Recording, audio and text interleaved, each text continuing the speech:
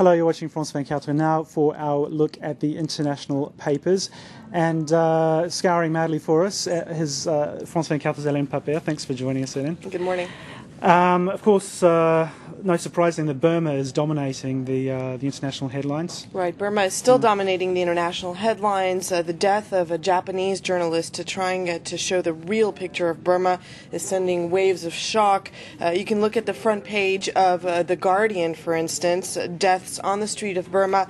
The military regime hits back. Also headlining The Independent. You've got these two rather explicit and terrifying pictures of the journalist just after being shot. This is the Japanese journalist. Yes, yeah. That's right. Yeah. Arms up in the air. The second one shows the military just leaving him behind. So Kenji Nagai died of his wounds. He was callously gunned down, says Claire Soares in The Independent.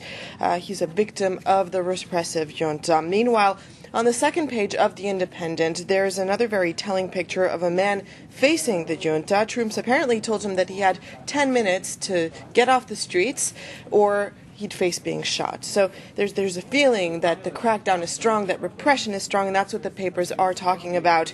Hundreds, if not thousands, of monks have been arrested, and there is a report of Rosalind Russell in Rangoon who's saying that she doesn't know how long these protests are going to last. She doesn't know if they can maintain themselves if the monks aren't as present as they were. So we're going to be having to look at that in the next couple of days. Finally, L'Orient Le Jour in the Lebanese paper, they have an interesting editorial. The Czech Republic President Václav Havel writes about the international community's response to Burma, and he says that it's an outrage that the international community can't respond more clearly, that they don't know what to do with the sanctions, and that everybody's a bit wish-washy. And he says, with all the work that we do together and with the UN General Assembly, it's amazing that nobody can come to a consensus, and he's saying that it's time to do something about what's happening in Burma.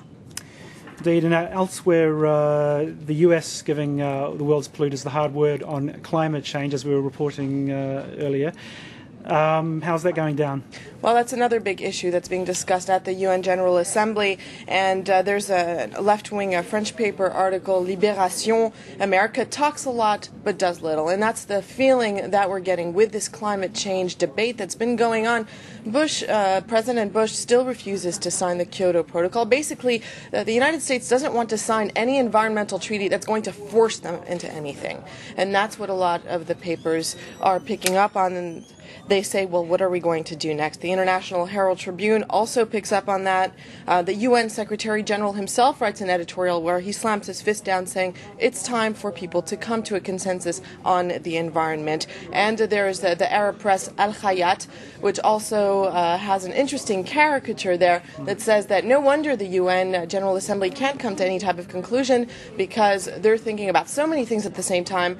How could they possibly know what steps to take next? And just briefly, I hear President Sarkozy has been getting some interesting mail. Yeah, very quickly. President Sarkozy apparently came out of a Council of Ministers meeting with a love letter under his arms, and so that was picked up by a magazine called Choc, and they were going to publish this article, but it's been pulled out of the press, and the Spanish paper El País is wondering why. They're wondering if it's because the Choc is mostly held by one of Sarkozy's best friends, and does that mean that the freedom of the press is breached? Sarkozy has already been under the limelight for things like that, so we don't really know what this love letter is about. However, the Parisien does say that, hey, this love letter might not be everything that everybody's talking about. It might just be a letter written to Cecilia Sarkozy by one of her friends. Thanks, Hélène. We'll have to leave it there. That's it for now. Do stay with us here on France 24.